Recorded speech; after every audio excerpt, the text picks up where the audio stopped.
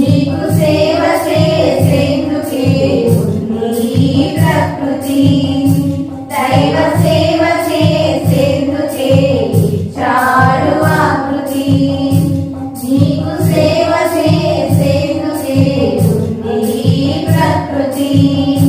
దైవ సేవ చేసేందుకే ఇచ్చాడు ఆకృతి. జీవనోపాధికై ఇవ్వలేదు జీవితం.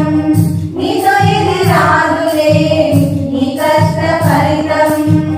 జీవనోపాధికై ఇవ్వలేదు జీవితం. నీతో ఇది రాదులే నీ కష్ట ఫలితం.